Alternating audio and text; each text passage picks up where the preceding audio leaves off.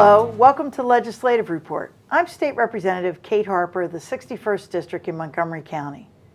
In the late 1800s, unsustainable timbering practices had ravaged the Commonwealth's forest. But through the efforts of a number of early conservation pioneers and those that came after them, our state forests are now certified as well-managed by the Forest Stewardship Council, while generating more than $5.5 billion annually in forest products.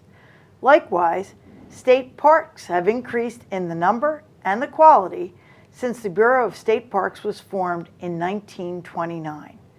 Earlier this session, I introduced House Resolution 901, which recognizes this as the 125th anniversary of Governor Robert Patterson signing acts that established the Pennsylvania Forestry Commission and enabled the purchase and establishment of the first state park at Valley Forge, which is now a National Historical Park.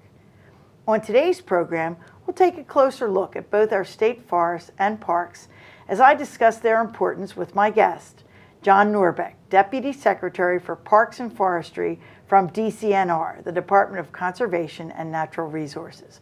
John, welcome to the program. Thank you, Kate. Glad to be here. Well, good. The first thing I usually ask my guests if they'll tell me a little bit about, who you are, where you're from, and what you do for Pennsylvania. Sure.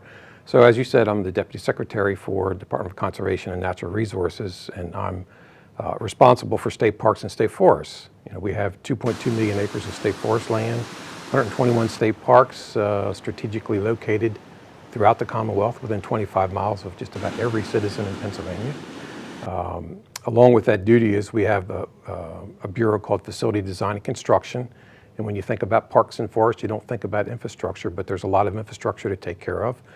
We have about 4,700 buildings, thousands of miles of roads, hundreds of lakes and waterways, a lot of stuff to take care of, sewage treatment plants, water treatment plants, those types of things. So my job is to coordinate those activities in state parks and state forests for the department. I've been in this job about 2.5 years. Before that, I worked in the nonprofit world for a little while. And before that, I was a state park director here in Pennsylvania from 2006 to 2012. Which state park? I was a director of state parks. Okay. So during that time, we earned the National Gold Medal Award for Best Managed State Park System from 2009 through 2011. We're really proud of that.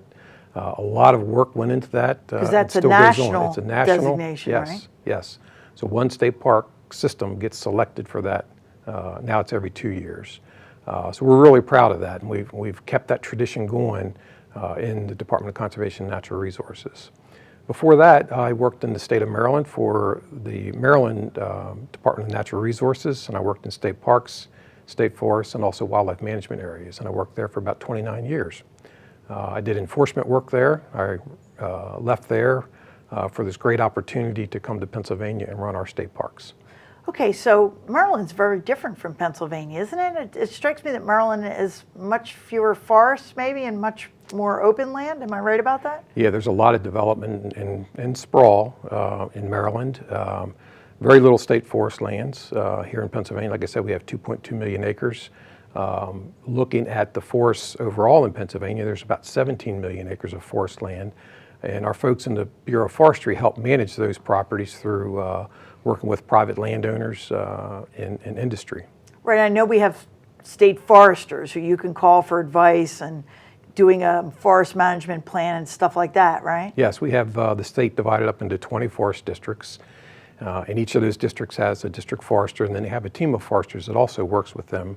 And the folks that work with the private landowners are considered service foresters. So they'll go out, and if you have a problem with trees or if you have a woodlot that you would like to see managed, they can give you some ideas of how best to manage it for the purposes that you would like to manage it for. And then they can refer you to the private industry to do some of that forestry work. All right, now with the forests, is the emerald ash borer a big problem in Pennsylvania? It's a huge problem, and it's devastated our ash trees throughout the Commonwealth. Just about every county has had a considerable amount of mortality in their ash trees. And Right, they're taking them down all over Yeah. near the roads. Yes, At least PennDOT yes. and PICO are taking them Yes. down in my area. Yeah, and one thing with the ash tree is that as soon as they die, and once the ash borers in the tree, it's going to kill the tree. But as soon as that tree dies, it starts to become really brittle. And it's not like some trees. Some trees can stand a long time without degrading after they die. But ash trees start to degrade right away, and they get really brittle. So you get big chunks of tree, the tree falling out or falling across the road. And that's one of the things I think PennDOT is looking at. We've gone through state parks and our state forests along our trail systems and taken out hundreds and hundreds of hazardous trees because of that. Or I've heard people say, though, you have to take them out because obviously if they fall down during a storm or something, it could be devastating to somebody. But what does that do to the ash tree population of Pennsylvania? Are we going to lose them all? So there are some resistant ash trees, and we're doing some research, and also the U.S. Forest Service is doing some research on why these particular trees are more robust against the emerald ash borer. We've also done a really good job of collecting seed, and we're saving these seed in a secure place in Colorado, actually, so that hopefully whatever time we figure out how to manage the emerald ash borer, then we can reseed our forests with native Pennsylvania ash trees. We can put them back. Yep. Wow, Yep. that's far thinking and forward thinking. Yes. All right, now I was surprised that the state forests generate billions of dollars. How does that work? So, like I said, we have 2.2 million acres of state forest land that we manage sustainably. So what that means is that we do basically a crop rotation. It's like a big farm of about 140 years. And we manage that regardless of the income that comes back from those trees because we want to get the rotation going. 140-year cycle? 140 years, yes. Yes. Oh, wow. So you got to think ahead, right? So, Yeah. So collecting those seeds was not that far of a stretch for our folks in the Bureau of Forestry. Because they're used to thinking They're used to 140 years ahead. planning ahead, right? So you're planting a tree for your grandkids. You're not planting it for yourself. So we manage those, and we do timber harvests on those properties, which generates income for the Commonwealth, but it also helps us make the forest a little bit healthier. And then again, like I said, we do work with private industry, and the private forest products industry is about a $17 billion industry. Yes, it's very big in Pennsylvania. It's huge. It's not huge. Not so much in southeastern PA near Philly, but in other parts of the state, I know we have a lot of forestry. So when you think about the forest product industry, you think about tree harvests and tree growth. But in Pennsylvania, a big part of the industry is actually the secondary market. What do you do with those trees? So the county that has the most forest product industry jobs is Lancaster. So we're bringing hardwoods from the northern tier of the state, basically. And it's make them into furniture. Making them into furniture, exactly. Wow. I knew there was a lot of furniture making in Lancaster. Did not realize that was why. We do a lot of pulpwood sales too. So it goes do you into paper. replant the forest when you timber them? I mean, I know some people are probably sitting there thinking, "Oh my God, they're logging the state forest." So it depends on the site itself. So some sites that have been managed well, you can leave seed trees, and you get natural regeneration. So you don't take all the trees. You do a selective cut. It opens up the forest floor. Those seeds that are laying on the forest floor or laying there dormant, maybe for a few years, begin to sprout, and then you get that native forest back. Some sites aren't as robust. We can and we do go back and replant those with trees. Now, down in southeastern PA, we have a lot of deer, and every time we plant a tree, we have to put one of those little tubes around it. Yes. Do you have to do that elsewhere in PA? So in some of the places where we have large deer populations, and it's in the north central part of the state also, is we actually do large deer exclosures. So we'll take a large exclosures. It's to keep the deer out. Okay. So once we do a timber harvest, we put up these tall fences, like 10-foot fences, to keep the deer out, to give the seed and the young saplings a chance to get some height to them, so that they can fend off deer, basically. So how high does your fence have to be to keep a deer exclosure? Yeah. Well, they're generally about 8 feet tall. Really? Yeah. And some deer can get inside there, but it's a very useful tool in getting the forest reestablished in places where you have large deer populations. And you'll see it even in the agricultural business. If you go down into Adams County where we have a lot of fruit trees. A lot of those orchards actually have large fences up around them to exclude the deer. Yes, I've been to an apple festival in that part of Pennsylvania, Yes. and wow, they're beautiful, Yeah. beautiful places, and also great robust harvests Yes. of apples. I couldn't believe Absolutely. it. You know, amazing. So we're celebrating the 125th anniversary of Pennsylvania doing this, and I know you did some studying on this for the celebration that we had here in the Capitol. What's your favorite fun fact about Pennsylvania's parks and forests? My favorite fun fact is probably about state parks is that we have a state park within 25 miles of every citizen. Now, that was the goal when the That was system started, right? Maurice K. Goddard, who was the secretary of then Department of Forest and Waters from 1955 to like 1979. He worked under, I think, 6 different governors. But one of his goals was to kind of bring conservation and outdoor recreation to every citizen in Pennsylvania. And his thinking was that if he could put it within 25 miles of every citizen, that they would have that opportunity. And we do have a system that is within 25 miles of, or a park within 25 miles of every citizen, except a small section in Armstrong County. Doesn't have a park? It does not. Oh, I'll have to speak to Yeah. Representative Pyle about that one. Okay.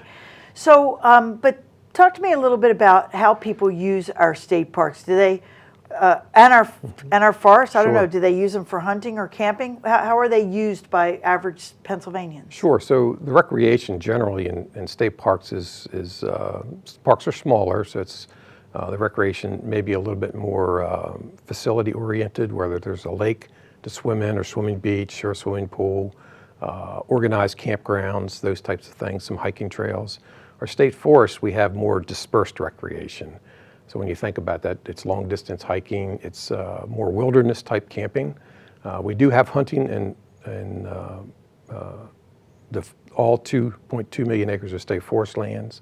And in state parks, we have about 300,000 acres of state park lands, and about 80% of that now is open to hunting also. And you just think about some of the places where it's not. It's like around offices and campgrounds and those types of places. Or it might not be appropriate. Yes. And we encourage hunting in those areas because it helps us maintain a natural balance in our state parks and state forests. We have all kinds of fishing, whether it's warm water fishing or cool water fishing for native trout throughout our state parks and our state forests. Now, is there a website or something where people could find out more about these places? Suppose they're planning a family vacation, or they just want to come look at the fall foliage. Sure. Couldn't say that too easily, but the fall foliage, where would they begin their search? Sure, they can just go to the Pennsylvania Department of Conservation and Natural Resources website. And instead of giving you the website address, I can just say, just Google PADCNR, and then it'll pop up. And all of our state parks and state forests are on there. You can zoom into either any of the forests you want to go to or any of the parks you'd like to go to. And it's divided up by region, so it gives you an idea of if you want to go to the northeast or you want to go to the northwest, it gives you an idea where you can go. And each one of those has a page on it that tells you a little bit about that park or forest and the things that you can do and the things that are around you. We also do a fall foliage watch on our website. So, starting in early September, you might want to check it every once in a while. You can see when the best times are to go look at fall foliage in specific areas of the state. All right, we'll hold that thought because we're going to Okay. come back in just a moment. We're going to take a quick break now and we'll return in just a moment. We're talking about our state parks and state forests.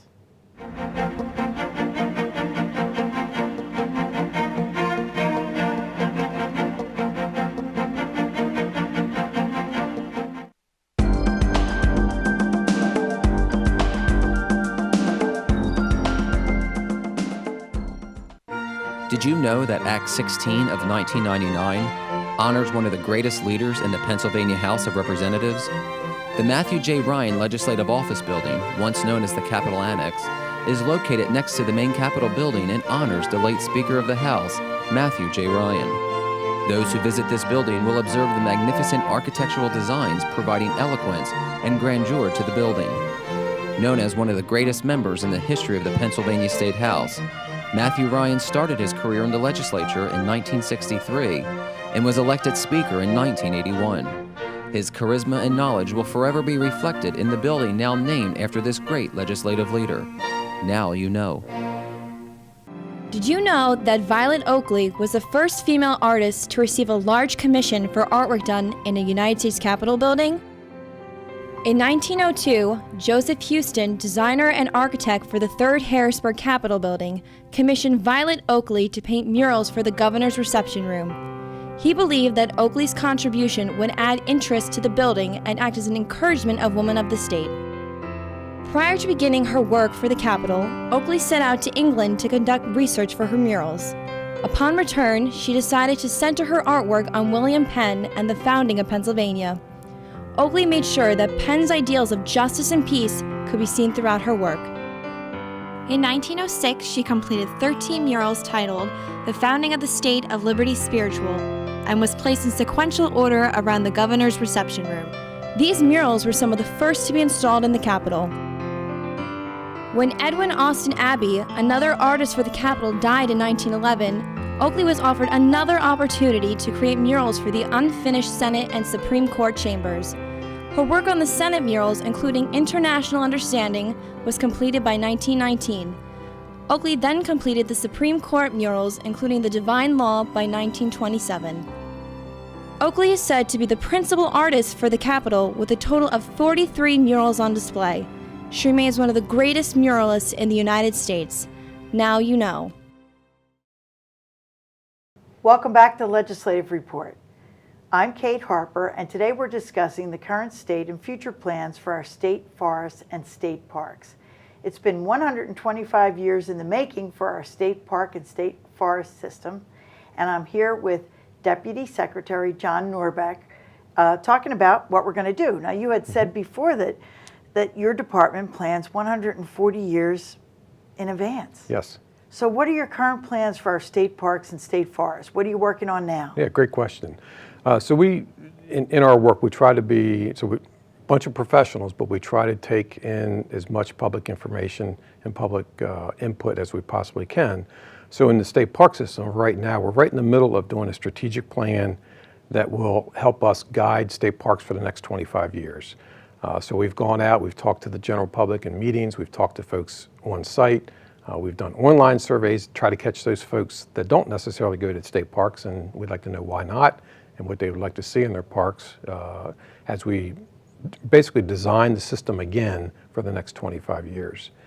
In the state forests, we're doing the same type of strategic planning process, and that's probably going to start sometime in January or February of this year, where we're going to go out again to the public and get public input of how they would like to see their forest managed.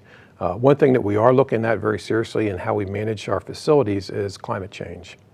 And we've seen great effects from climate change over the last decade or so to our facilities, so we need to be a little bit smarter in how we develop our state parks and our state forests. And even on the state forest side, we need to look at the species composition of our forests, because again, we're talking about planning 140 years ahead, that we need to use the science, the best science available for us now, to kind of figure out what those forests really should look like, because there is a species change going on. It's very slow, but 140 years, the species composition in Pennsylvania will be different. And I guess 140 years in terms of the age of the earth is actually a day or two. It's less than a blink of an eye. Right, something like that. Yes. Okay, so talk about how the rationale for having state parks and state forests has changed in the 125 years, which we've discovered is a quasi-centennial. Yes, okay. I think the philosophy has been pretty steadfast. Our Bureau of Forestry manages their lands to be to give the wilderness recreational opportunity for the public. We also manage it for the resources on it. So we're managing it for the forest, we're managing it for wildlife. So it's flora and fauna, native plants. In state parks, our parks are managed for outdoor recreation and also outdoor environmental education. And it's been part of the mission for a long time. So that basic way we manage our facilities has been pretty much the same. But then you do coordinate, as you said, with at least with the State Forestry Service, with privately owned forests or privately preserved forests and things like that as well? Yes. Like I said before, our service foresters work with private landowners, and some of these are really large private landowners. I mean, they have thousands and thousands of acres to help them manage their forests in a more sustainable way. The way we manage our state forests is that we do an annual harvest. It's about 14 to 15,000 acres a year. Or timbered or cut? Timbered, yes. Okay. Yes. And what that's done is a number of things. So one, it's really helped the local economy, and particularly during the Great Recession, where a lot of private landowners, for obvious reasons, were not harvesting their timber, waiting for the price of timber to go back up. We were really managing for a sustainable forest. So we continued our harvest, and that really kept a number of logging operations and sawmills alive during that recession. And furniture companies, I guess, furniture too. companies, sure.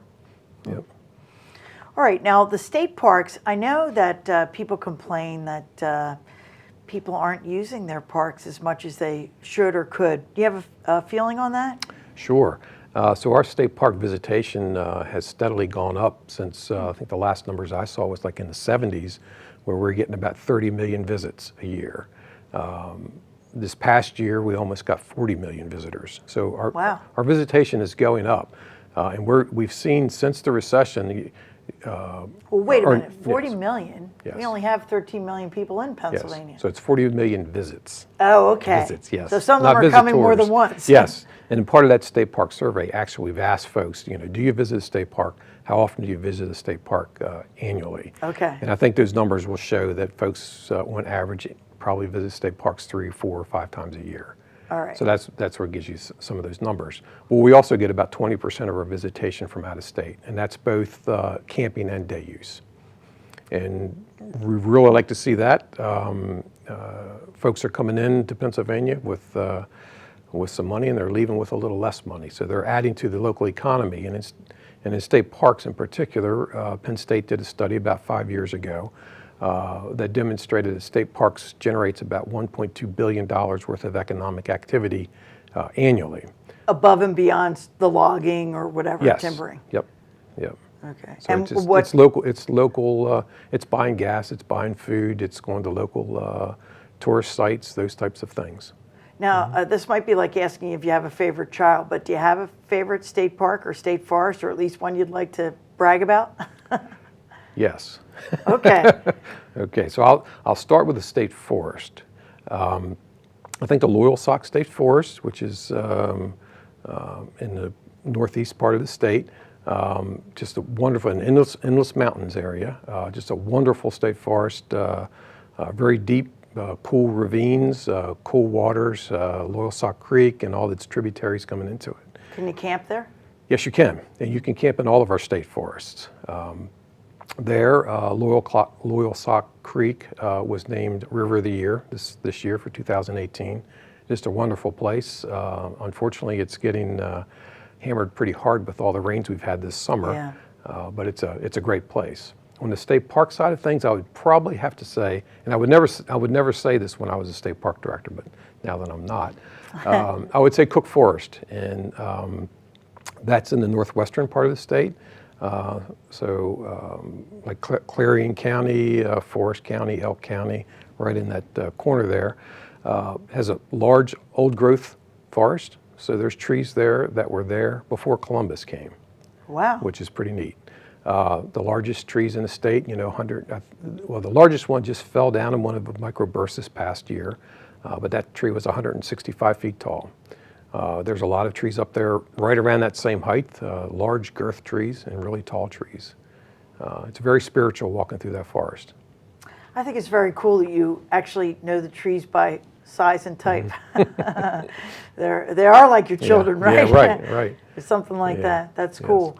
So, what would you advise us in the legislature to do to make it easier or better for you to be able to sustain our parks and forests in the great condition that they're in with a stewardship, award-winning stewardship? Yes. What would you ask from us? Yeah, well, thank you for asking that question.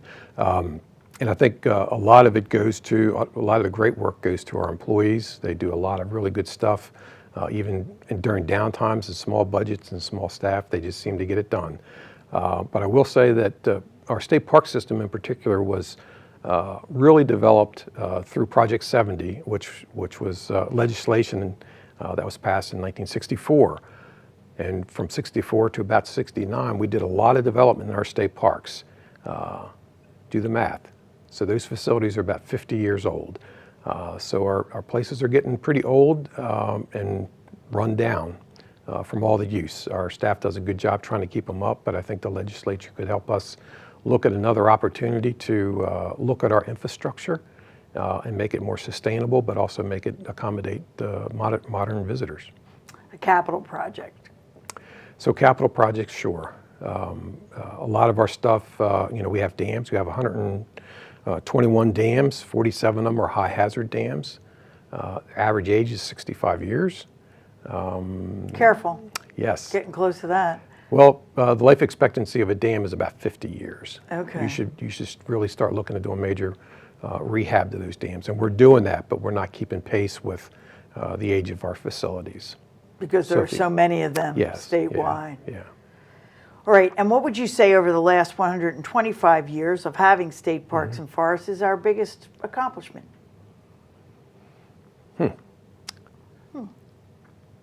Maybe getting that stewardship award. That was great. That was great. But I do think that having the vision that M.K. Goddard had and putting the state park within 25 miles of every citizen was probably the greatest accomplishment. It introduced state parks to everyone. So it gave the entire state ownership. Okay, and it also gave opportunity for people within a day's drive or less to get to a state park or forest, Yes. right? Yes. Which is important. So we're going to try to put up on our screen the website so that people can go look at it, and the full foliage would be on your website as well? Yes. So Yes. people want to look that up early fall, they can look that up. Yes. and see where the trees are turning at different times? Yes. Okay. Good. Now, is there anything that I forgot to ask you about the state parks and forests that we should do now? So I would say, looking forward, I would ask every citizen Right. that's interested in state parks and state forests is to talk to their legislators and their administration and let them know how important these things are to their quality of life. State parks and state forests are businesses, but they're also quality of life issues that every citizen in Pennsylvania has a right to have in their backyard. That's a good place to wrap up. I think you're right. I don't think Penn's Woods would be what it is without its state parks Right. and forests. So I think it's important that we keep taking care of them the way we have been. Yes. So thank you very much, John thank you. Norbeck, DCNR Secretary, Undersecretary. I gave you a promotion. Yeah. I'm And not sure about that. Yeah, that's all the time we have for today's program. I'm State Representative Kate Harper. If you need assistance with any state government matter, please feel free to contact me at my local office. That address and number will be shown in a moment. Thanks for watching. Please join me next time for Legislative Report.